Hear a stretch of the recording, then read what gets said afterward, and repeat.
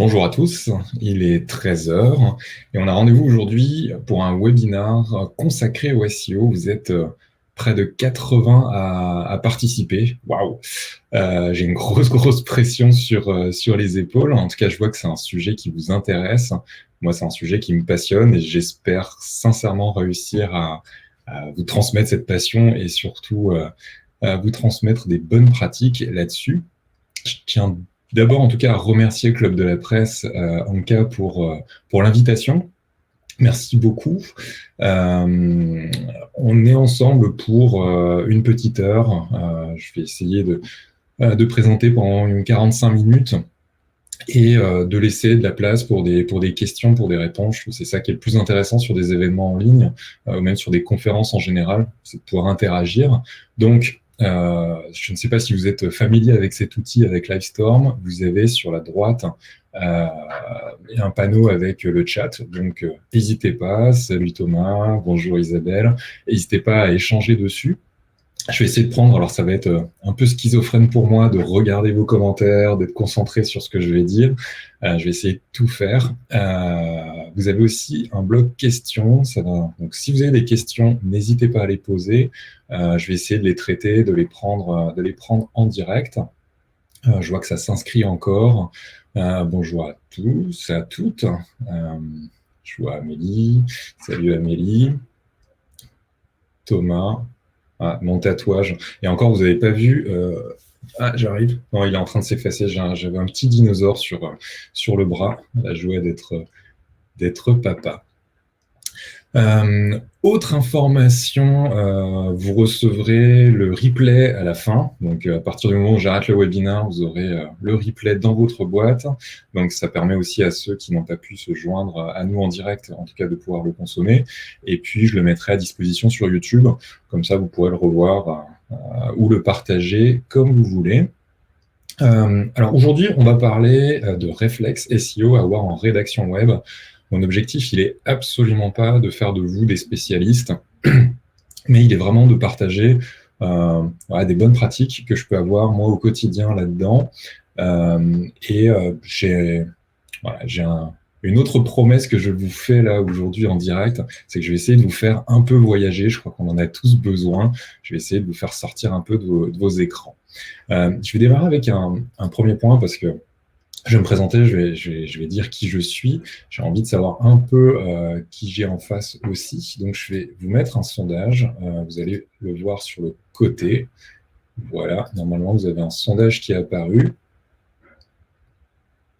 Vous avez un sondage qui est apparu. Voilà. On va parler SEO. Ce que j'ai envie de savoir avant de démarrer, c'est un peu votre niveau, vos connaissances sur le sujet. Ça me permettra peut-être aussi de pouvoir régler le curseur de l'intervention. Mais je le répète, l'objectif, c'est absolument pas de faire une formation, un cours magistral et de faire quelque chose de spécialiste. Je veux quelque chose plutôt d'ouvert et très pratico-pratique. Je crois que c'est surtout ça qui nous intéresse aujourd'hui. Donc, vous répondez. Alors on a plutôt des gens, on a finalement peu d'experts, des gens qui connaissent grosso modo ce que c'est que le SEO, c'est déjà bien. Donc, je pense que vous êtes plutôt en recherche d'éléments complémentaires et peut-être de challenger vos pratiques au quotidien. Donc, ça tombe bien, c'est ce que je vais essayer de faire ce midi. Ok. Comme c'est encore du temps de midi, j'espère que vous avez un café ou un thé pour vous accompagner. Moi, ça attendra un petit peu. Et je vous propose de commencer. Alors, au programme, je vais revenir rapidement sur ce que c'est que le SEO. Je vais surtout rentrer très rapidement dans les réflexes avec des illustrations des bonnes pratiques. N'hésitez pas à partager aussi vos bonnes pratiques dans le chat, à poser vos questions. Pareil, salut Agère. Et je vais surtout commencer par me présenter. Je m'appelle Thibaut Bernardin, je suis à la vie consultant en marketing digital. Donc, moi, c'est mon quotidien d'accompagner des entreprises à se développer sur Internet. Et là-dedans, la dimension SEO et rédaction de contenu occupe une part de plus en plus importante. Je suis aussi cofondateur d'un collectif de professionnels du marketing et de la communication qui s'appelle La Clique. Et c'est notamment avec cette casquette-là que j'interviens aujourd'hui. Et on est quelques clicos virtuellement dans la salle. Agère, Thomas. Je ne sais pas si j'en ai raté d'autres.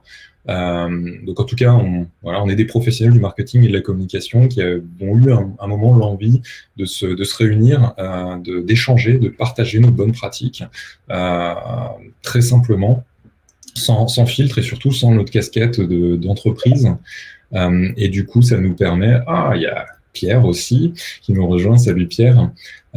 Et donc, à travers ce collectif, on veut partager nos bonnes pratiques entre nous, mais aussi avec d'autres professionnels du marketing et de la communication. Et c'est pour ça qu'on partage, on écrit des articles sur notre blog, on fait des podcasts et on organise des événements où on participe à des événements justement pour essayer d'évangéliser ou d'amener le digital vers les professionnels du marketing et de la communication. J'ai une autre casquette aussi à côté de ça, c'est que je suis blogueur. J'ai un blog depuis 2017 qui s'appelle cotad.com. Je parle de tourisme. Je suis un amoureux absolu de Strasbourg et donc je fais découvrir ma ville, mais aussi mes voyages sur mon blog.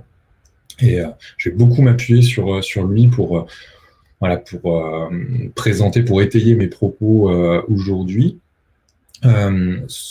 Je viens du monde du web et j'écris beaucoup pour le web, mais finalement le blog m'a aussi permis de toucher, de me frotter à d'autres modes d'écriture, puisque finalement j'ai eu l'opportunité l'année dernière d'écrire un livre, 111 lieux à Strasbourg à ne pas manquer. Ce qui m'a permis de voir aussi quand on vient du web, de me frotter à un autre style d'exercice qui est celui du print, ou en tout cas de la rédaction d'un livre avec une maison d'édition. Il y a d'autres contraintes, donc c'est intéressant quand même de voir ça.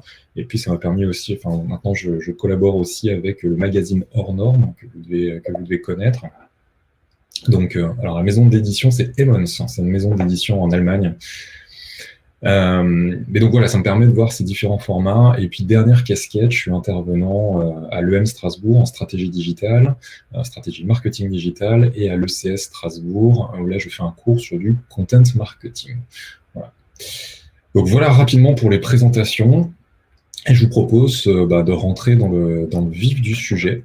Je vous propose un autre sondage rapidement avant de commencer. Hop.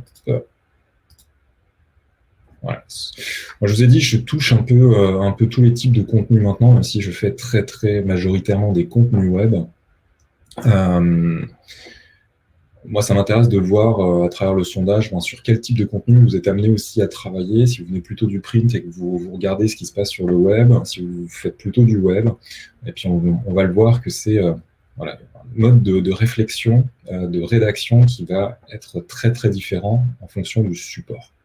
Donc, voilà, je vous laisse répondre aussi au sondage. Je ne vois pas les réponses. Si, je vois les réponses. Vous êtes hyper réactifs, ça fait plaisir. Ok. J'essaie de tout régler avec mes 14 fenêtres qui sont ouvertes. Voilà. Je vous propose pour commencer, on va rapidement voir c'est quoi le SEO.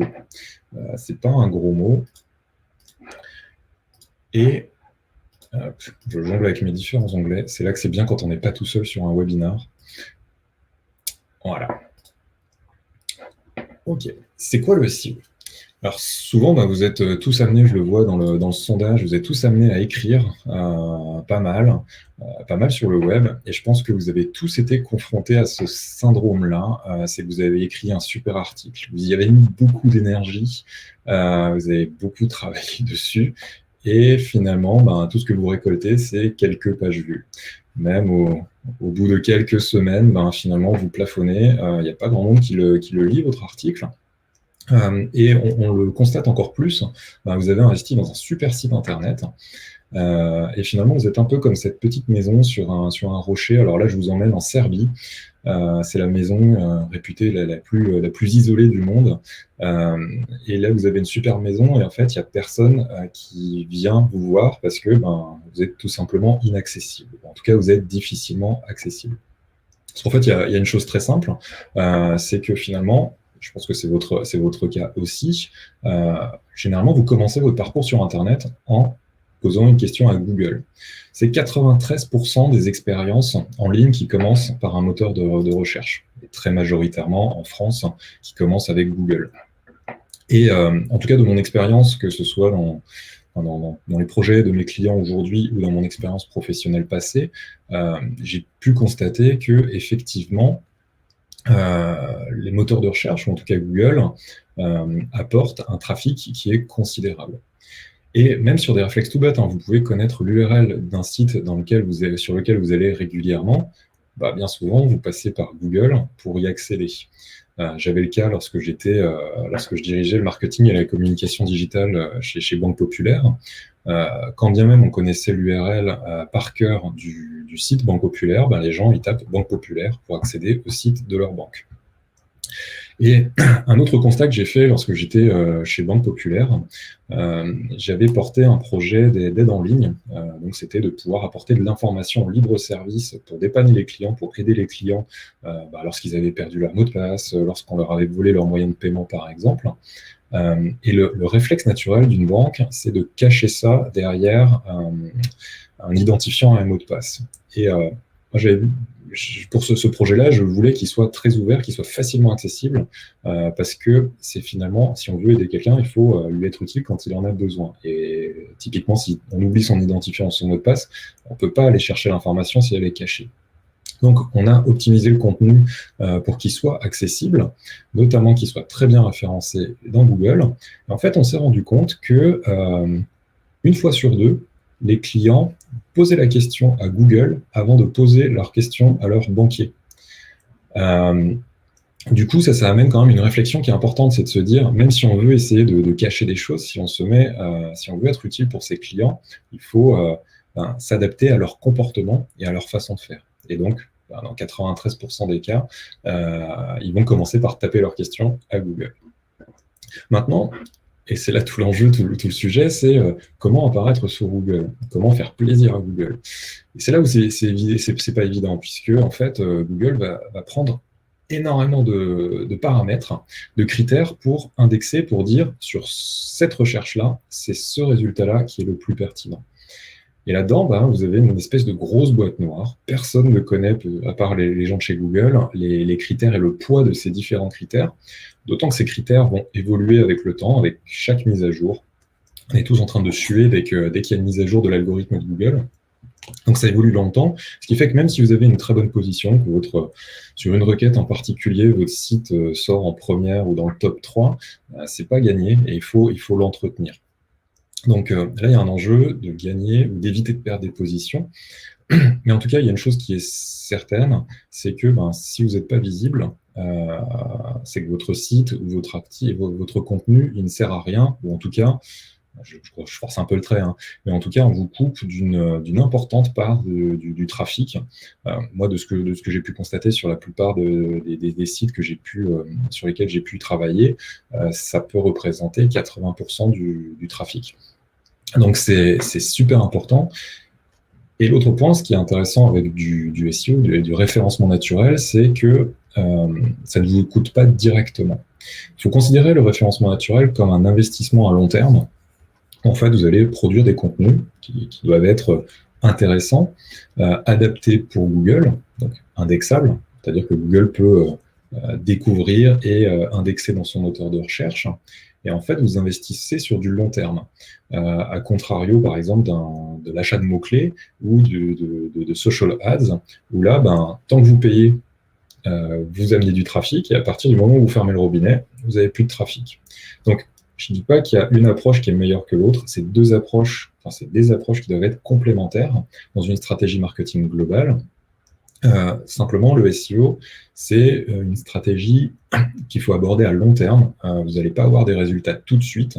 Alors, ça peut être déconcertant parce que parfois, vos efforts vont payer au bout de 3, 6, parfois 1 an, en fonction des sujets, en fonction de la difficulté de se positionner.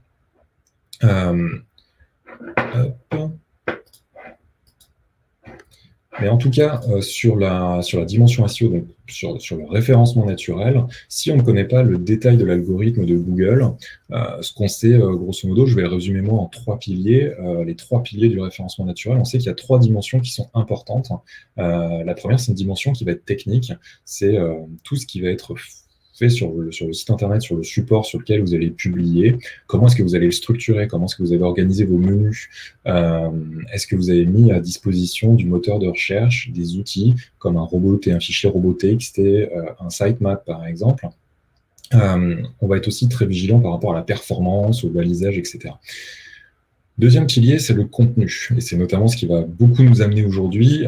Je vais beaucoup en parler sur la qualité du contenu, le nombre, le volume de contenu, les titres, etc. Et le troisième point qui va être important pour bien travailler son référencement naturel, ça va être la popularité. Quand je parle de popularité, finalement, c'est combien de visiteurs viennent consommer mon contenu, combien de fois il est partagé sur les médias sociaux. Est-ce que finalement, là où je publie, c'est un domaine d'autorité, c'est-à-dire que Google considère que mon support de publication est important. Typiquement, les médias, je ne sais pas si Amandine de la Clique est avec nous, un média comme les DNA est une figure d'autorité aux yeux de Google. C'est un média incontournable. Quand on a un blog plus modeste comme le mien, par exemple, forcément, sur un sujet donné, Google va considérer que les DNA sont plus pertinents que moi en termes d'autorité. Ce qui ne veut pas dire qu'ils le sont plus en termes de contenu. Ça va être très, très important.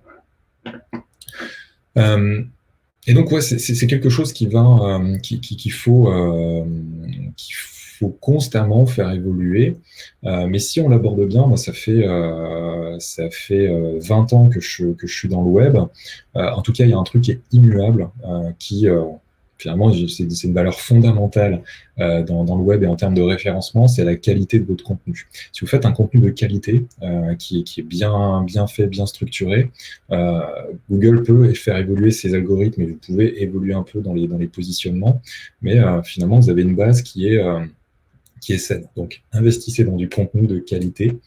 Et j'ai rien qu'un exemple que j'ai regardé encore tout à l'heure, un site que j'ai sorti dans une de mes précédentes entreprises il y a plus d'une dizaine d'années. Il est encore dans le top 10 de cette thématique sur Google, alors qu'il n'a plus été mis à jour depuis que je suis parti. Donc, comme quoi, quand quelque chose est bien pensé au départ, il va produire des effets encore sur du long terme. Donc ça, c'est un sujet qui est important. Allez, rentrons dans le vif du sujet sur finalement les conseils que je peux vous donner en termes de rédaction web. Hop. Le premier conseil que je veux vous donner, c'est trouver un sujet. Alors ça, c'est très facile comme élément à dire, mais je pense qu'on a tous été confrontés ici, on s'est tous frottés à de la rédaction, on a tous été confrontés au syndrome de la page blanche. Je croise énormément de gens qui disent ouais, mais je ne sais pas sur quoi écrire, je ne sais pas comment faire. Le plus important, c'est en tout cas déjà, dans sa stratégie éditoriale, de savoir sur quelle thématique on veut prendre la parole. Moi, quand j'ai lancé mon blog, j'avais envie de prendre la parole sur du tourisme et majoritairement sur Strasbourg. Ce ne serait pas cohérent, par exemple, que sur mon blog, je commence à parler de tourisme, et puis ensuite que je commence à parler de cuisine, et puis ensuite je commence à parler de travaux, de rénovation. Ce ne serait pas cohérent pour mes lecteurs, ce ne serait pas cohérent non plus pour Google, qui ne saurait pas finalement, ce site internet, il parle de quoi. Donc, une fois que vous avez votre thématique, votre sujet, c'est important. Maintenant, ça ne vous dit pas ce que vous devez écrire ou ce que vous pouvez écrire comme type de sujet. J'ai un exemple très simple à vous donner que j'ai vécu il y a ces derniers jours. La semaine dernière, on s'est mangé un confinement, enfin en tout cas des mesures un peu plus strictes. Et j'ai vu fleurir en intention de recherche sur Google cette tendance de 10 km autour d'eux. Alors, il y a un outil qui est très très simple pour trouver ça. Vous pouvez utiliser un outil qui s'appelle Google Trends. Et là-dedans, ça vous permet de voir des tendances ou détecter des tendances. Et là-dedans, je me suis dit, moi, par rapport à mon blog, tiens, ça, c'est un sujet de préoccupation de mon audience. 10 km autour d'eux. Et ça amenait une idée d'article, de vous proposer 10 km, 10 idées, enfin des idées de ce que vous pouvez voir, ce que vous pourriez faire 10 km autour de Strasbourg. Dans cette démarche, qui est très très important quand vous avez votre sujet, c'est, pour moi, c'est un des fondamentaux en communication, et c'est d'autant plus vrai en communication digitale, c'est un sujet égale un contenu. C'est toujours sur cette cohérence. Là, on cherche à se positionner sur une requête sur Google. Donc, si dans un contenu, dans un article de blog, par exemple, vous commencez à parler de plusieurs sujets à la fois, à un moment, Google, il ne sait plus de quoi vous parler. Donc, gardez cette règle-là, un sujet, un contenu. Donc maintenant, pour vous aider à trouver ces différents sujets, je vous ai donné l'exemple de Google Trends, qui permet de pouvoir détecter des tendances. Si vous regardez par exemple sur de la visioconférence, vous tapez visioconférence, vous voyez qu'il y a un gros pic il y a un an, il y a eu un nouveau pic. En fait, à chaque fois qu'il y a des mesures de confinement, il y a des pics sur la visioconférence, et c'est à ces moments-là qu'il faut avoir un contenu qui est prêt pour publier. Vous avez un autre outil, c'est celui qui est à l'écran, c'est Google Suggest. Donc, c'est quand vous commencez à taper une requête dans Google, Google vous suggère des requêtes connexes, des choses que des internautes ont pu taper. Et du coup, ça vous donne aussi des idées. Là, j'ai un exemple sur bien rédiger pour le web. Ça vous permet de voir, tiens, écrire pour le web, formation, apprendre à rédiger pour le web. Ça vous donne des exemples non pas de mots-clés, mais de requêtes qu'un internaute va taper autour de ce sujet-là. Après, vous avez d'autres outils, je pense à Answer the Public, qui vous permet de pouvoir détecter des questions qu'on pose sur Google. Un dernier outil, moi j'utilise au quotidien, qui est un outil professionnel, donc il est payant, mais qui est, moi il est incontournable dans mon quotidien, c'est SEMrush.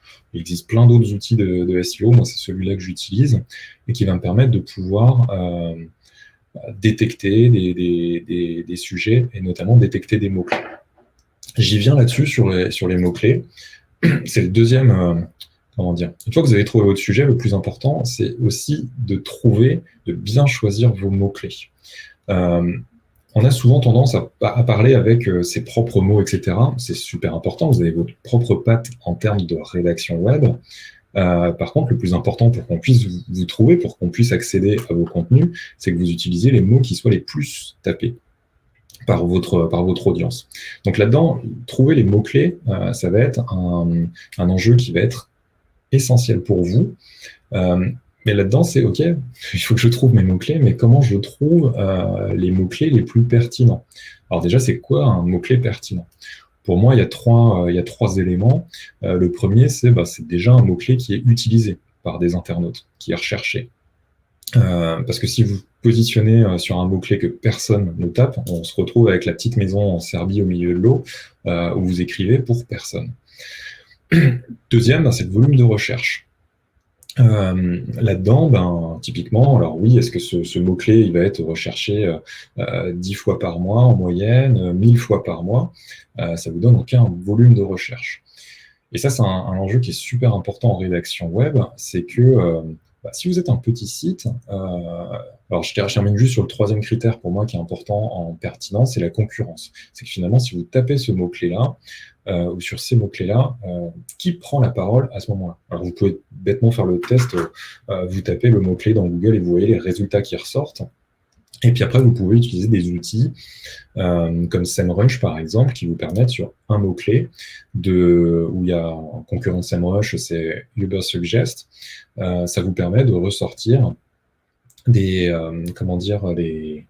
sites qui sont positionnés et surtout de déterminer une concurrence par rapport à ce mot-clé. Finalement, est-ce que c'est difficile pour vous, si vous faites un article sur ce sujet-là, avec ce mot-clé-là, est-ce que ça va être difficile pour vous de vous positionner dessus? Donc, un outil comme SEMrush, par exemple, va vous permettre, là, vous avez des exemples à l'écran sur thématique visiter Strasbourg. Si je mets justement cette expression visiter Strasbourg, ça me met des expressions, des mots-clés qui vont être connexes par rapport à ça. Donc, ça me met par exemple Strasbourg visite, que visiter à Strasbourg, visite cathédrale Strasbourg. Alors, je fais un petit clin d'œil, je crois qu'il y a Batorama qui est avec nous ce midi. Dans les requêtes connexes, on va parler de visiter Strasbourg en bateau. Donc voilà, petit clin d'œil à Bateaurama, et dès qu'on peut, refaire du bateau, aller faire une belle croisière en bateau. Et là-dedans, on voit, il y a visiter Strasbourg, c'est la requête la plus recherchée, mais qui est aussi assez concurrentielle. Là-dedans, il y a par exemple visite guidée Strasbourg, qui est beaucoup moins recherchée, qui est aussi moins concurrentielle. Donc ça peut être intéressant de faire un article spécifique là-dessus. Et quand je vous disais tout à l'heure, un sujet, un contenu, typiquement, ne cherchez pas forcément à adresser tous ces sujets dans un article. Là, ça vous donne peut-être une série d'articles qui peuvent prendre une dimension plus globale et de vous dire, là, il y a une requête sur visiter Strasbourg en un jour. Vous pouvez écrire un article sur visiter Strasbourg en un jour, faire un article spécifique sur visiter la cathédrale de Strasbourg et un autre article sur visite du Parlement européen de Strasbourg. Ça, c'est une dimension qui est très, très importante aussi en rédaction web et en SEO. C'est que finalement, vous allez travailler votre champ lexical et votre champ sémantique aux yeux de Google. C'est que vous allez traiter des thématiques qui vont être connexes. Et donc, si j'écris beaucoup sur Strasbourg, Google va considérer que moi, je suis un spécialiste du tourisme autour de Strasbourg. Si j'écris une fois de temps en temps sur la Normandie, enfin j'écris un article sur la Normandie, ça suffira peut-être pas aux yeux de Google pour me considérer comme pertinent sur ce sujet-là. Du coup, j'écris aussi beaucoup en Normandie, c'est une région que j'aime beaucoup. J'ai toute une série d'articles là-dessus qui permettent finalement de faire un ensemble cohérent où je vais travailler ce champ lexical autour de la Normandie. Alors ça va être autour des plages du débarquement, autour de Bayeux, autour des incontournables à visiter en Normandie, etc. Mais simplement, je suis dans un environnement qui devient cohérent par rapport à ce sujet-là. Pareil dans vos articles, sur ces mots-clés, ça vous permet aussi de détecter des mots-clés qui seraient incontournables, qu'il faudrait absolument mettre dans vos articles, dans vos contenus. Là-dedans, j'ai un outil qui est fantastique, que je vous recommande très vivement. Je ne l'ai pas ici en exemple dans mes slides, mais c'est un outil qui s'appelle one.fr ou 1.fr. Alors, il est déjà accessible en version gratuite, et après, il y a un niveau payant. Là-dedans, il permet d'identifier de quel sujet traite un site, ou une URL en tout cas. J'ai eu le cas par exemple sur un client où il avait fait son site, l'agence web lui avait dit le site est génial, il est optimisé pour le web, etc. Les contenus ils sont bien. Et quand je commence à auditer ça, je me rends compte que non, en fait, déjà moi, j'arrive pas à identifier clairement c'est quoi son métier. Et quand je fais tourner un outil comme ça, pour lui, c'est pareil, il ne sait pas de quoi parle le site internet. Donc, si des outils, et si moi, en tant qu'utilisateur, je n'arrive pas à identifier le sujet, Google, il ne va pas y arriver non plus. Donc, derrière, ça permet de pouvoir identifier, de pouvoir cloisonner un peu plus les choses, de faire des silos, ce qu'on appelle, pour... si je fais une activité, j'ai des contenus autour de cette activité, puis des contenus autour de cette activité, et des autres contenus autour de cette troisième activité. Mais simplement, j'évite de mélanger, sauf si ça peut s'apporter, s'il y a une cohérence à faire des liens entre ces différents types de contenus. Donc, un outil comme one.fr, quand vous allez rédiger votre texte, vous allez le tester avec un outil comme ça. Et c'est assez rare en rédaction web, finalement, qu'on fasse un article et qu'on ne revienne pas dessus. C'est on fait une première base, on la teste à travers des outils comme ceux-là, et ça va nous ressortir des mots-clés qu'on aurait pu oublier, mais simplement qui sont liés à cette thématique. C'est là où on va essayer de compléter, et ces mots-clés, il faut qu'on les retrouve dans le texte, pour que finalement votre texte soit le meilleur sur la thématique. Je vous alerte juste, en tout cas, sur ce qu'on appelle le keyword stuffing. Évitez, dans un article, d'essayer de le bourrer de mots-clés. Ce qui est important aussi, c'est de pouvoir, finalement, faire des variations de votre mot-clé. C'est ce qu'on appelle le champ sémantique. C'est dans votre article, il faut reformuler, essayer de trouver des synonymes. Il y a visiter Strasbourg, découvrir Strasbourg. Ça peut être insolite, incontournable. Voilà, vous allez tourner autour d'expressions comme ça qui veulent dire la même chose au final, mais simplement qui vous évitent de redire un copier-coller à chaque fois de votre mot-clé, de votre expression, et à un moment d'être sanctionné par Google parce que il considère que vous avez essayé de faire du keyword stuffing. Euh, Bien, alors c'est le plus gros morceau là sur bien choisir ses mots-clés. Il y a un point qui me paraît important, c'est quand vous avez cette réflexion sur les mots-clés, c'est de les aborder avec l'intention, la notion d'intention de recherche. Et de se dire en fonction de l'internaute quand il est dans son parcours, il ne va pas être dans le même niveau de recherche. Alors, on distingue quatre types de recherches, des recherches qui peuvent être informationnelles, navigationnelles, commerciales ou transactionnelles. Et typiquement, on ne va pas mettre le même type de contenu en face. Typiquement, sur de l'informationnel, je recherche, est-ce que ce musée, on parlait de Batorama, est-ce que Batorama est ouvert aujourd'hui? euh, Quel est le tarif d'une croisière pour Batorama? Ça, c'est typiquement un type de recherche informationnelle et c'est le plus gros des requêtes sur Google. Ça représente 80% des requêtes sur Google. Après, on va avoir des requêtes qui vont être navigationnelles. C'est que là, on va rechercher des choses en particulier. Euh, Sur des requêtes commerciales, là, c'est quand on a une intention de recherche. Typiquement, ça y est, j'ai recherché mon information. J'ai eu le cas récemment en bon strasbourgeois, je veux acheter une remorque pour le vélo, pour emmener ma petite fille. Et là-dedans, je suis passé par ce cadre-là de l'informationnel où je tape la requête, les meilleurs, c'est quoi la meilleure remorque pour mettre sur le vélo. Je suis tombé sur des articles de blog, des parents qui racontaient, etc., des comparatifs, etc. Après, je suis rentré dans une démarche commerciale parce que j'ai trouvé quelques modèles comme ça qui m'intéressaient. Je suis rentré dans un type de recherche commerciale où là, OK, sur ce modèle-là, où est-ce que je peux le trouver? À quel prix? C'est quoi les avis des clients sur ces modèles-là? Et puis maintenant, je suis dans une démarche transactionnelle qui est finalement de l'acheter. Donc, de trouver la bonne boutique pour pouvoir l'acheter. Dernier élément qui me paraissait important par rapport aux mots-clés, c'est que on avait vu par exemple un mot-clé comme visiter Strasbourg. C'est un mot-clé où il y a un gros volume de recherche. C'est génial si vous arrivez à vous positionner sur des requêtes comme ça. Par contre, ça peut être aussi intéressant de se positionner sur des mots de longue traîne. Alors, ce graphique que là, vous avez à l'écran, finalement, c'est des requêtes qui sont un peu plus complexes, qui se composent avec plusieurs mots, qui sont moins recherchés parce qu'elles sont beaucoup plus spécifiques. Par contre, quand je vous parlais de parcours client, vous allez vous positionner sur une intention qui est déjà beaucoup plus claire de l'internaute. Il cherche quelque chose de beaucoup plus spécifique. Si je tape visiter dans Google, c'est hyper vaste. Si je commence à dire visiter Strasbourg, ma requête est déjà un peu plus claire. Si je commence à taper visiter cathédrale Strasbourg, je commence à être sur une requête encore plus spécifique. Je peux encore compléter et me positionner. J'ai un article sur mon blog, par exemple, là-dessus. C'est visiter la cathédrale de Strasbourg avec des enfants. On est sur quelque chose de très spécifique parce que moi, en tant que papa, j'essaye à travers mon blog de pouvoir raconter, de pouvoir m'adresser à des parents qui sont comme moi. J'arrive dans une ville, qu'est-ce que je peux faire pour occuper mes enfants? Qu'est-ce qui est sympa à faire avec des enfants, etc.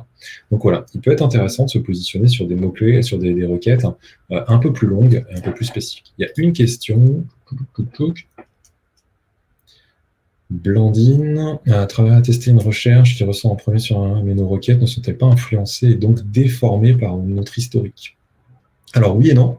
Oui et non, puisque vous pouvez faire des recherches. Alors vous avez effectivement un historique et Google va remettre, va vous resuggérer. Alors, Google, quand je parle Google, mon téléphone qui s'allume, va vous suggérer des choses. Par contre, vous pouvez aussi supprimer. Effectivement, ça peut être déformé parce que Google ne vous présentera pas le même résultat en fonction du contexte de votre recherche. Si vous faites une recherche à Strasbourg, vous faites la même à Bayeux ou à Singapour, Google ne vous ressortira pas les mêmes éléments. Et pareil, si vous êtes déjà venu, s'il y a des choses qui vous intéressent, alors je suis désolé, il y a des travaux à côté. C'est toujours la joie des directs en ce moment. Donc, c'est pas j'ai pas mangé de choucroute à midi. Donc, voilà. En tout cas, j'espère que vous n'êtes pas trop embêtés par le bruit. Je passe sur le troisième conseil. Après le choix des mots-clés, moi, il y a un point qui me paraît super important en tant que marketeur, et puis en tant que communicant, parce que je pense qu'on est tous autour de cette table virtuelle des communicants, des marketeurs, c'est finalement notre audience. On s'adresse, on fait quelque chose pour quelqu'un, pour qu'il soit consommé. On écrit pour une cible. Alors, j'enfonce une porte ouverte, hein, je suis désolé, euh, mais c'est quand même quelque chose, je constate, on a souvent tendance à l'oublier, c'est notamment beaucoup vrai en relations presse, hein, où combien de fois on vous demande de diffuser une information, un communiqué de presse ou même une actualité sur le site web de votre entreprise.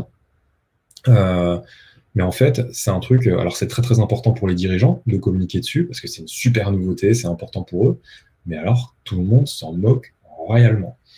Donc, c'est quelque chose qui est important et je sais que s'il y a des consultants en relations presse qui sont là, ne me contrediront pas trop, ou un des axes principaux, c'est de se dire, OK, mais qu'est-ce qui intéresse votre lecteur? Il faut trouver l'angle, il faut trouver le sujet. Donc, c'est aussi ce que vous devez faire, vous, en termes de rédaction web. Il faut avoir quelque chose à dire et quelque chose d'intéressant à dire. Pour ça, il faut connaître aussi votre lecteur, à qui vous adressez. Moi, typiquement, sur mon blog, c'est plutôt à ces gens-là que j'ai en photo que je vais aller m'adresser. Moi, je communique pas j'écris pas sur les bons plans pour aller boire un verre ou sortir en boîte à Strasbourg. C'est pas du tout ce que je fais au quotidien. Euh, Moi, je vais plutôt être dans ce cadre-là, en famille, à visiter avec l'appareil photo dans la main. Donc, moi, je vais plutôt m'intéresser à ces gens-là. Et après, il y a une philosophie que je m'applique qui est héritée du content marketing et que je dis souvent à mes étudiants, c'est euh, en contenu web, en rédaction web, il faut être intéressant avant d'être intéressé. Donc, même si vous avez une dimension commerciale dans votre approche de rédaction web, parce que vous écrivez sur un produit, par exemple, euh, pensez d'abord à être intéressant, à apporter de la valeur, à apporter une information pratique, utile à votre audience, à l'internaute, avant d'essayer de lui vendre quelque chose. Derrière, c'est pas impossible, hein. Vous retrouvez des boutons d'appel à l'action où l'internaute, s'il est convaincu par ce que vous allez dire, il peut aller sur votre site, ou en tout cas, vous pouvez avoir un bénéfice pour votre marque. Euh, Toujours en rédaction web, et là, je fais le parallèle avec la rédaction plus traditionnelle sur un livre ou un article ou un magazine.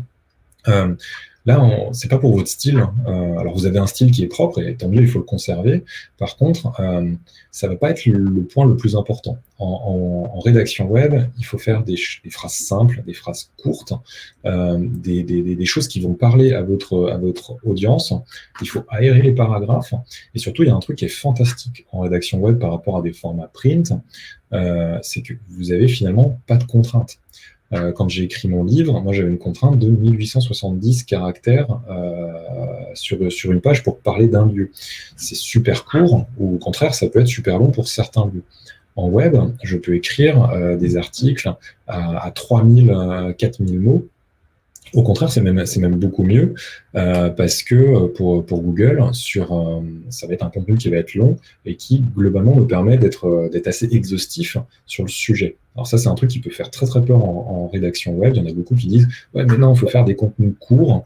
On va le voir juste après. Si vous structurez bien votre contenu, c'est pas grave d'avoir une page très très longue où vous allez scroller, parce que finalement, vous, en tant qu'internaute, vous allez consommer la partie qui vous intéresse le plus.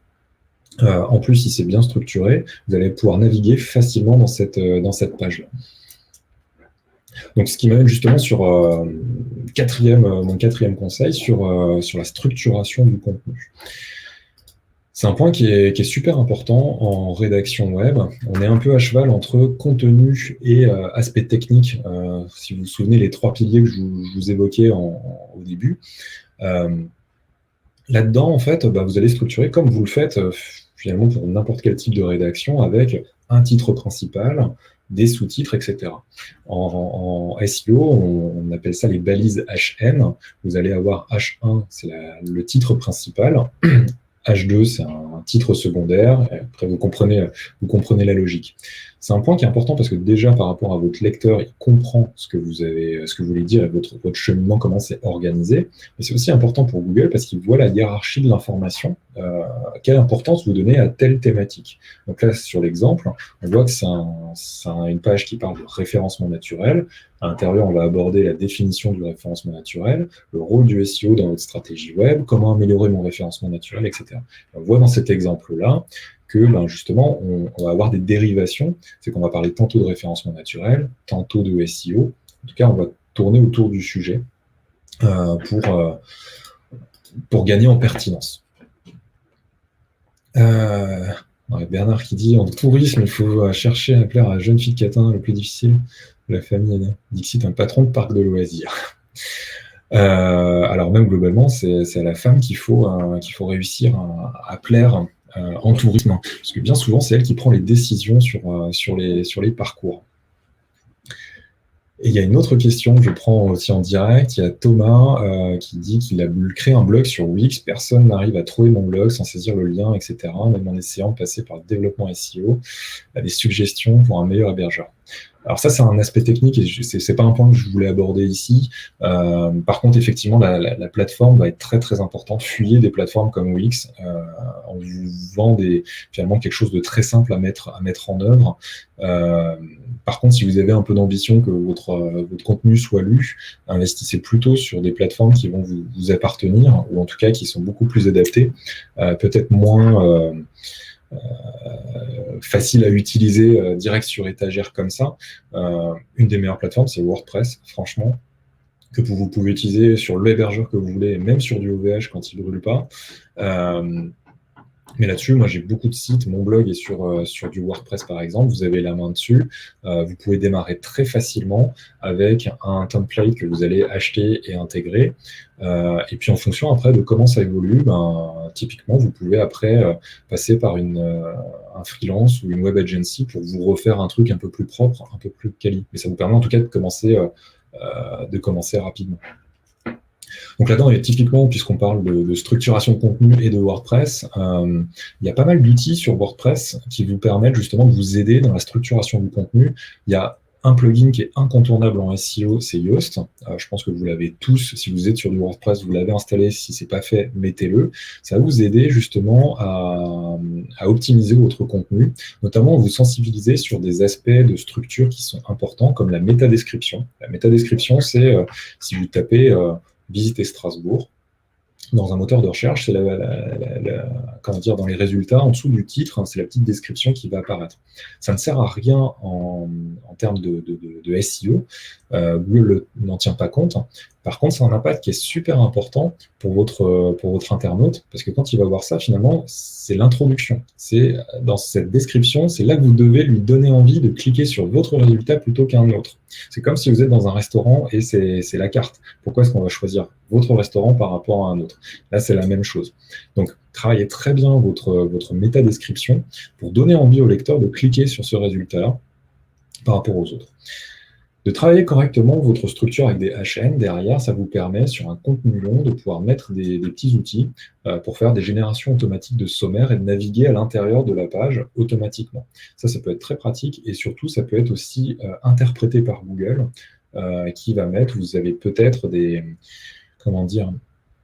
vous avez peut-être déjà vu apparaître dans des résultats de Google des liens d'accès direct à différentes rubriques qui s'affichent directement sous le résultat. C'est ce qu'on appelle des site links. Où là, en fait, là-dessus, il a compris qu'il y avait une structure qui était plus complexe, et donc il l'interprète et vous donne des résultats comme ça. Il y a un enjeu qui est super important là-dessus, c'est que vous prenez un peu plus de place dans les résultats de Google, donc vous êtes un peu plus visible. Donc ça, c'est super intéressant. Et dernier point que j'avais par rapport à la structuration du contenu, donc vous devez l'organiser quand vous rédigez c'est comme pour n'importe quel truc que vous allez rédiger, vous allez organiser votre contenu. Ce qui est important en rédaction web, plus qu'en rédaction plus classique, c'est d'avoir les expressions et les mots-clés très tôt dans le texte, puisque c'est des éléments qui vont être importants. Il faut indiquer à Google que ces éléments sont importants. Donc, il faut qu'on puisse les retrouver très très tôt dans le texte. Si je parle de visiter Strasbourg, il faut que dans mon paragraphe introductif, j'ai l'expression visiter Strasbourg. Et puis ensuite, on est dans du storytelling classique. C'est de lui donner l'envie de continuer, de raconter, de l'embarquer dans une histoire, de lui véhiculer une certaine émotion.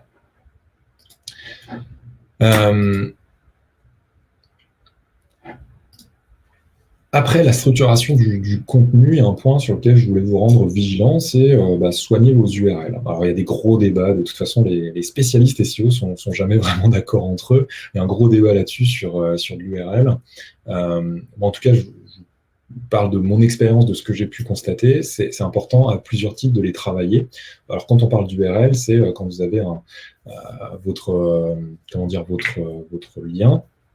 Vous allez avoir votre nom de domaine, puis ensuite ce qui va y avoir derrière. Évitez déjà, basiquement, d'avoir une URL qui ne veut rien dire. Qui, si on la voit, on ne sait pas de quoi ça parle. Donc évitez des styles index.php, point d'interrogation, égale 21 078. Ça ne parle pas, même vous n'allez pas forcément vous y retrouver. Donc essayez de rendre quelque chose d'intelligible dans l'URL en mettant par exemple /Strasbourg visiter incontournable Strasbourg. Là-dedans, évitez dans vos URL, enlever tous les mots-clés qui ne servent à rien. Concentrez-vous juste sur les mots-clés les plus pertinents pour que finalement votre URL ne soit pas une URL à rallonge, mais qu'elle soit une URL qui reste cohérente, mais avec des mots-clés pertinents. On doit retrouver vos mots-clés là-dedans. Donc, dans un éditeur comme WordPress, vous pouvez éditer votre URL. Et là-dedans, ça va avoir un autre impact, c'est quand vous allez partager par exemple sur les médias sociaux, typiquement on va voir aussi la thématique. Si je vous dis j'ai trouvé un super article pour préparer vos vacances aux Seychelles, et que derrière l'URL c'est les 10 incontournables aux Seychelles, l'internaute il sait de quoi ça va parler, il sait qu'on va lui parler des Seychelles. Donc ça c'est intéressant. Évitez aussi dans cette URL de mettre des caractères spéciaux qui peuvent être cassés, qui peuvent être mal interprétés. Quand je parle de caractères spéciaux, c'est pas d'accent, pas de dièse, pas de dollar, etc. Restez sur des formules simples, sans accent, etc. Et là-dedans, dans le dernier point que je voulais évoquer, c'est cette superbe page erreur 404 qui doit nous alerter, nous sensibiliser là-dessus. Évitez de changer vos URL. Google, il connaît, c'est comme finalement quand vous habitez quelque part. Vos voisins, vos amis, ils vous connaissent à une adresse. Vous envoyez du courrier à une adresse. Si vous n'arrêtez pas de changer d'adresse, à un moment, vos amis, ils ne savent plus où vous habitez. Vous avez du courrier qui arrive en NPAI. Et du coup, à un moment, c'est perdu. Pour Google, c'est pareil. Sur un article, évitez de changer constamment l'URL. Il faut que Google il puisse continuer à trouver. Et il y a un enjeu qui est important en plus derrière, c'est que Google ne vient pas visiter votre site en permanence, il ne vient pas voir toutes les pages de votre site, il va voir quelques pages de temps en temps. Si vous l'alimentez avec plein d'URL qui n'existent plus, il va perdre son temps à aller regarder des adresses qui n'existent plus.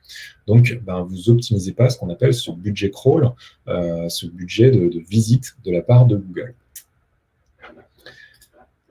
Voilà pour ces quelques points. Un point, alors là, c'est vraiment une astuce qui est super intéressante et je trouve qui est très très forte aussi en termes de rédaction web. Un article, il n'est pas que textuel. C'est important d'embarquer votre lecteur, d'illustrer vos propos avec des images. Je suis très visuel, j'ai toujours besoin, en plus je suis un passionné de photos, donc j'ai besoin d'illustrer. Quand on parle en plus de tourisme, c'est important le visuel. Et moi, j'ai fait une erreur fondamentale en débutant mon blog, c'est que je partageais mes contenus sur Instagram, sur Flickr, et je reprenais ces contenus-là dans mes articles. Mais ce qui fait que Google, lui, il ne connaissait pas du tout mes photos. Et en fait, vous avez une source de trafic qui est considérable et insoupçonnée, c'est Google Images. On utilise tous Google Images. C'est un outil qui est bien plus puissant qu'on peut imaginer en termes de référencement naturel et pour vous amener du trafic. Et en fait, je m'en suis aperçu très bêtement avec ce que vous avez à l'écran. C'est Odense, c'est une ville au Danemark dans laquelle j'ai vécu. Et en fait, à un moment, j'ai un article qui parle de l'ONC sur mon blog. Et un jour, j'ai constaté que j'avais un pic de trafic sur mon blog et je ne comprenais pas pourquoi. C'était sur Odense. Je me dis, je sais pas, il s'est passé quelque chose de fantastique dans la ville. J'ai essayé de gratter. Je suis allé regarder sur Google Analytics et je me rendais compte que c'était Google Images qui m'apportait du trafic. Pourquoi? Parce qu'en fait, Google avait identifié cette photo qui était dans mon article qui parlait d'Odense et en fait a considéré que c'était la meilleure photo pour illustrer la fiche, l'aperçu que vous avez à gauche. Donc, quand vous tapiez Odense à cette époque, bah, c'était ma photo qui était reprise. Et quand vous cliquiez sur la photo, vous arriviez sur mon site. Donc, moi, ça m'apportait un trafic considérable. Aujourd'hui, sur les 3 derniers mois, je dois avoir plus de 1000 visites qui proviennent de Google Images.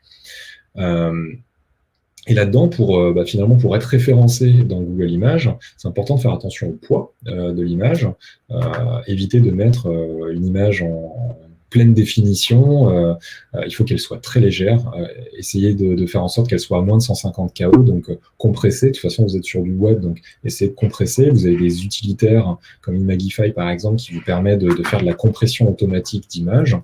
Ce qui est important aussi, c'est prenez du contenu original. Je suis photographe, donc voilà, c'est du contenu original, mais essayez d'illustrer des choses avec des contenus que vous allez faire vous-même, qui vont vous distinguer même dans Google Images. Et là-dedans, quand vous allez l'insérer dans vos articles, pensez absolument à renseigner ce qu'on appelle la balise alt. C'est en fait la description de cette image qui va être utile pour les personnes malvoyantes parce que elles ne voient pas forcément très bien les images. Donc elles utilisent des outils qui vont décrire. Et donc, si vous renseignez ça, ça leur décrit l'image.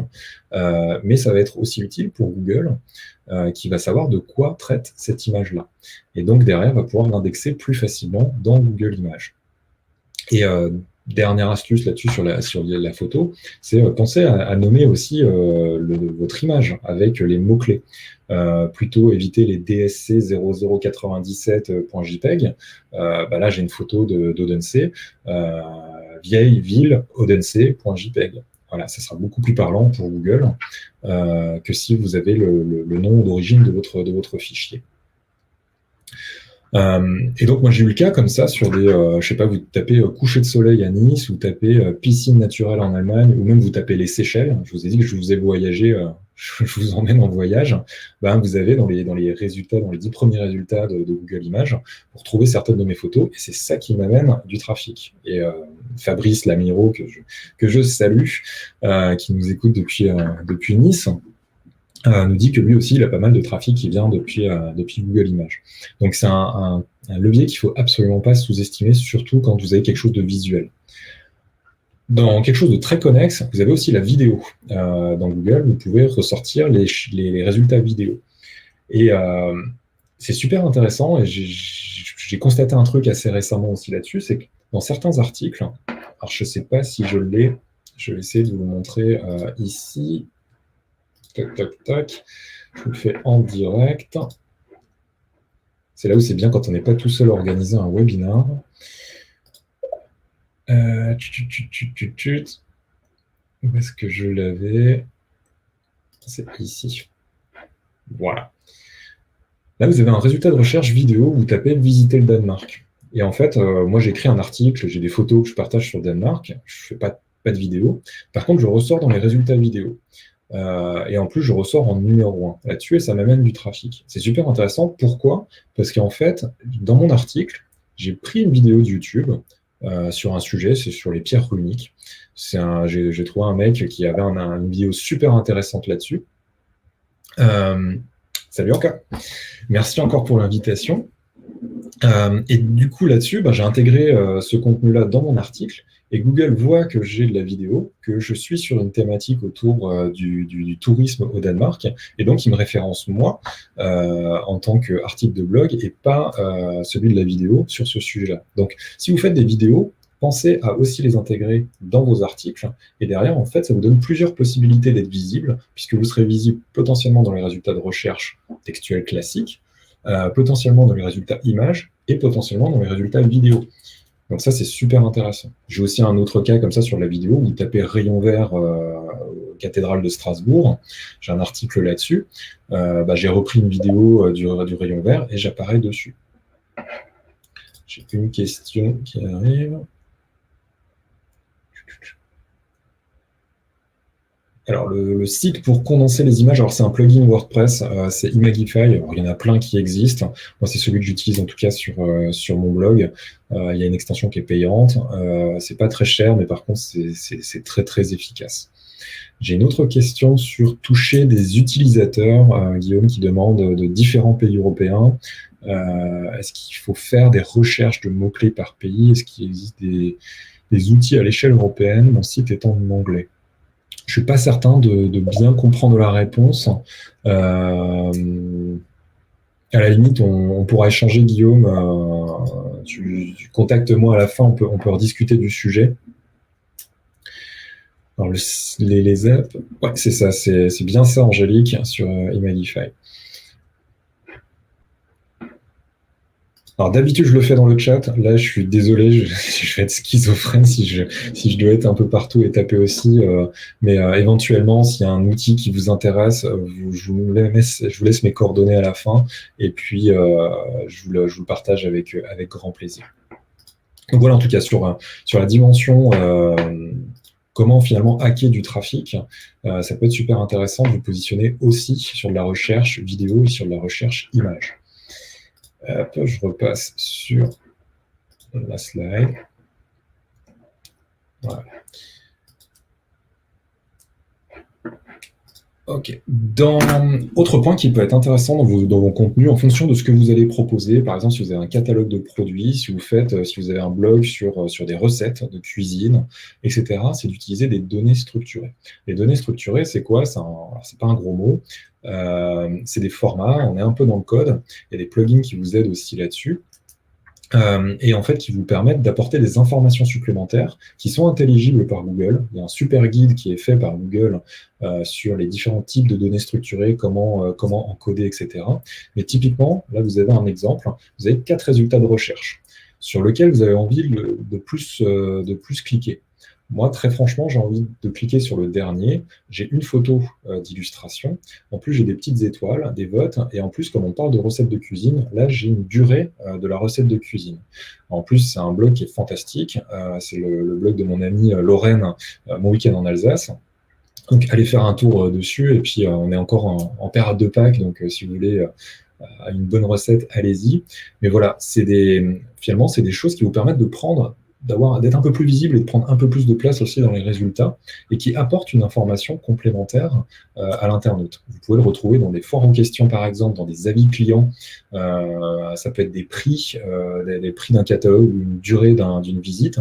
Il y a plein de formats différents. Regardez, allez jeter un œil dans les recommandations de Google sur les données structurées. Et puis, soit vous installez un plugin qui répond bien à la demande, soit vous orientez vers votre web agency pour le faire. En tout cas, ça peut être très, très positif pour votre trafic. J'accélère un peu parce qu'on est bientôt à la fin de la conférence. Une erreur de débutant, souvent, c'est de penser que son article, il est tout seul. J'ai publié mon article sur mon sujet, je le publie et basta. Simplement, je vous parlais tout à l'heure de champs sémantiques, de quoi vous parlez, de quelle thématique vous parlez. C'est important que vous reliez vos articles les uns par rapport aux autres, et notamment que vous fassiez des liens en interne. Déjà pour aider l'internaute, si vous parlez d'un sujet, c'est ça qui est fantastique avec le web, c'est que si je parle de quelque chose, mais j'ai pas envie de le détailler parce que j'ai un article plus détaillé sur le sujet, je peux renvoyer l'internaute dessus. Mais aussi vous aider Google à comprendre les liens entre différents sujets. Et donc derrière, ça peut vous amener sur des graphiques un peu comme ça. Vous faites ce qu'on appelle des cocons sémantiques, où en fait, vous allez avoir par exemple un article pilier qui va traiter des incontournables à Strasbourg. Et en fait, chaque incontournable, vous pouvez avoir un article spécifique, beaucoup plus important sur ce sujet-là. Et donc, ça vous fait finalement plusieurs contenus, ça vous donne un peu de masse vis-à-vis de Google, et c'est super intéressant. Alors, n'abusez pas, comme pour tout, n'abusez pas, il ne faut pas truffer vos articles avec des liens internes, mais vous pouvez mettre 5, 10 liens internes dedans, c'est intéressant. Par contre, il faut que ce soit cohérent par rapport au sujet, que ça apporte quelque chose par rapport au sujet que vous traitez. Et magie du web, contrairement à un livre, c'est que vous pouvez revenir sur vos articles. Je vous encourage très très vivement à repasser sur vos anciens articles et à remettre des liens comme ça sur un article plus récent que vous auriez pu mettre, où vous avez fait un article sur un sujet, pensez aussi à remettre ces liens en interne pour repointer. Parce qu'eux, ils continuent de vivre potentiellement. 9e conseil que je voulais partager avec vous, c'est partager vos contenus. C'était un des piliers du SEO sur la popularité. La popularité, elle passe aussi par vos contenus. Donc, soyez présents sur les médias sociaux, partagez, facilitez aussi le partage de vos contenus sur les médias sociaux. Parce que derrière, un contenu qui va être beaucoup partagé va être considéré par Google comme un contenu qui est intéressant, qui est pertinent. J'ai eu le cas sur un article que j'ai fait sur la piscine naturelle en Allemagne, à Ottenhofen. Et là-dedans, mon article a été partagé énormément de fois sur Facebook, sur Twitter, et c'était sur Facebook et sur Twitter. Je me suis pris un pic de trafic, j'ai rien compris, et surtout ce que j'ai constaté, c'est que mon article qui venait juste de sortir, a commencé, comme il était vachement partagé, il s'est retrouvé en premier résultat sur Google, parce que Google a considéré que comme il était vachement partagé, il était pertinent sur cette thématique-là. Et donc là, c'est super intéressant de capitaliser aussi sur la force, ce qui fait que même si vous avez des vieux articles, pensez à les recycler, à les repartager sur vos contenus, parce que comme ça leur redonne aussi une seconde vie. Le dernier conseil que je voulais vous donner, c'est en tant que marketeur, je suis très très focalisé sur les résultats et du coup sur le pilotage. Quand vous faites quelque chose, pensez à piloter, à monitorer. Je ne sais pas justement derrière, je crois d'ailleurs que je vous avais trop. Hop. Voilà, je vous mets un petit sondage là-dessus. Sur justement, est-ce que vous utilisez des outils pour suivre votre site internet? Bon, il y en a un incontournable, c'est Google Analytics, c'est gratuit. Il y a d'autres outils qui fonctionnent très très bien, comme Xity par exemple, AT Internet, ou Matomo, si on est en plus des éditeurs français, donc c'est des choses intéressantes, mais c'est essentiel. Vous avez besoin, si vous publiez un article, vous avez vraiment, vraiment besoin de savoir est-ce qu'il y a des gens qui viennent les lire, combien, d'où ils viennent, c'est quoi leur chemin pour accéder jusqu'à votre article, est-ce qu'ils viennent des médias sociaux, est-ce qu'ils viennent de Google, etc., etc. D'ailleurs, ça vous permet aussi de détecter des erreurs 404, donc des articles, des pages qui n'existeraient plus, qui seraient mortes. Donc, piloter la performance de vos articles, c'est super important. Vous avez un autre outil qui existe, un outil de Google qui est fantastique, moi c'est un incontournable, c'est la Search Console. Paramétrer votre site, paramétrer, relier avec la Search Console, et ça vous permet d'identifier les mots-clés que les internautes vont taper, c'est le graphe que vous avez en bas, que les internautes vont taper pour arriver sur votre site internet. Derrière, ça vous donne aussi votre position moyenne sur ces mots-clés. Si vous êtes en première position, deuxième position, vous allez d'ailleurs remarquer que si vous êtes en 11e position, vous n'avez quasiment pas de trafic. Dès que vous commencez à rentrer dans le top 10, vous commencez à avoir un peu de trafic. Alors si vous êtes en première position, vous avez votre trafic qui explose sur cette requête-là. Donc là-dessus, c'est super intéressant. Ça vous permet aussi d'identifier certains signaux web essentiels. Et puis derrière, vous pouvez compléter avec d'autres outils. Moi, avec mes clients, je fais des suivis de position avec SEMrush. Donc, on identifie des mots-clés sur lesquels on veut se positionner. Enfin, une photographie à un instant T. Voilà où on est positionné. Et ensuite, tous les mois, on va suivre la progression et voir comment on se positionne par rapport à ça et comment les concurrents se positionnent aussi sur ces mots-clés-là. Donc, ça nous donne aussi des idées de sujets. J'en reviens au premier conseil, parce que il faut qu'on alimente, qu'on complète. Bonne journée, Angélique. Bon appétit aussi et bon courage surtout. Et ce qui va vous permettre aussi finalement de rafraîchir, de revenir aussi sur vos contenus, ce que je vous disais juste avant. Maintenant, pensez à rafraîchir, à revenir sur vos contenus parce que, je vous le disais, vous avez une bonne position sur Google, elle n'est pas immuable. Il faut qu'elle reste pertinente. Donc, un vieil article, pensez à revenir dessus. Il s'est peut-être passé des nouvelles choses entre-temps et vous pouvez le mettre à jour. Google va le découvrir, va aimer la fraîcheur de vos résultats et donc va potentiellement le repositionner un peu mieux. Voilà, grosso modo, sur quelques... Alors, je sais que sur ce format-là, c'est super court et qu'il y avait énormément de choses encore à dire. Donc, il y a des points qu'on peut creuser tous ensemble par la suite sur une autre conférence avec la clique ou avec Blueboat. En contact direct, n'hésitez pas. Moi, je suis à votre disposition. Je vais juste vous donner deux ressources comme ça pour compléter. Je vais vous mettre une conférence. Là-dedans, je vous mets ça dans le chat, une conférence de mon collègue Michael, qui donnait des astuces qui sont très très complémentaires, 9 astuces SEO que vous pouvez mettre rapidement en place pour booster votre visibilité. C'est un peu plus technique, mais c'est super intéressant. Donc allez voir, c'est une conférence là sur YouTube. Et je vous mets aussi un autre article dans le chat. C'est sur notre blog de la Clique et je me suis beaucoup basé pour ma présentation sur cet article que j'avais fait sur la Clique, sur 10 réflexes SEO. Vous retrouvez finalement, c'est un peu la synthèse de mon intervention de ce midi. Donc allez voir dessus. Et puis pour le reste, voici mes contacts. Vous pouvez me retrouver sur Twitter, sur LinkedIn. Vous avez mon adresse mail ou mon numéro de téléphone. Donc, si vous voulez creuser des points comme ça, échanger, je le ferai avec plaisir.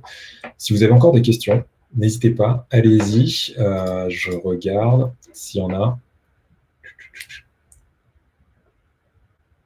Alors, il y a Dorothée qui dit que c'est pas évident de sortir exactement les stats recherchées et de créer des dashboards personnalisés, des astuces pour Analytics. Donc, Analytics, c'est pas forcément l'outil le plus adapté. Alors, par contre, Google a un autre outil très complémentaire qui s'appelle Data Studio, qui peut être plugué avec Analytics, et donc qui peut vous permettre de faire des tableaux de bord plus personnalisés, plus faciles, peut-être plus interprétables, surtout automatisés, que vous pouvez partager avec le comité de direction, par exemple, etc. Donc ça peut être super intéressant. Et après, il y a d'autres outils. Nous, on fait pas mal de tableaux de bord avec SEMrush, par exemple. Après, ça dépend toujours de ce que vous voulez rechercher, ce que vous recherchez comme type d'information. Et effectivement, Google Analytics n'est pas le plus simple. Et la nouvelle version de Google Analytics risque de vous donner pas mal de sueur froide. Donc voilà. Il y avait une autre question. Si on devait commencer à créer un blog, quelle serait la meilleure plateforme gratuite? J'en reviens à WordPress. Franchement, c'est une super plateforme. Il en existe d'autres en fonction de ce que vous voulez faire, mais qui ne sont pas forcément gratuites. Je pense à Ghost, par exemple, qui est une super plateforme de blogging, qui a été faite par des anciens de WordPress et qui permet notamment, si vous avez l'ambition d'avoir une newsletter et notamment monétiser cette newsletter, c'est une plateforme qui est fantastique pour ça. Mais en tout cas, je pense à WordPress, on a déjà de quoi faire un bon truc pour démarrer, quoi. Est-ce que insérer, Blandine nous demande, est-ce qu'insérer une Google Maps améliore le référencement? Alors, pas spécialement. Par contre, c'est ce qu'on appelle le pack local. C'est d'être référencé avec on va dire une fiche Google My Business sur le côté des résultats, d'avoir une présence locale, c'est super important. Et surtout quand on est un acteur du tourisme, par exemple, et qu'on a un lieu physique, ou même qu'on est une entreprise, qu'on a un lieu physique, ça permet de nous positionner, de donner une indication à Google, comme quoi on est une entreprise locale, qu'on se situe à tel endroit. Donc c'est intéressant, par exemple, si vous avez plusieurs points de vente, pensez bien à créer une fiche Google My Business pour chaque point de vente. Comme ça vous permet d'améliorer votre référencement local à chaque endroit. Voilà, rapidement, sans rentrer dans le détail. Donc, si vous avez encore des questions, n'hésitez pas. En tout cas, vous recevez le webinaire, le replay automatiquement à la fin de la conf. Si vous avez des dernières questions, je les prends. Et sinon, j'ai plus qu'à vous remercier pour votre écoute, pour vos questions. C'est un peu frustrant que ce soit si court, mais en tout cas, merci beaucoup et à très bientôt. Passez une très très bonne journée.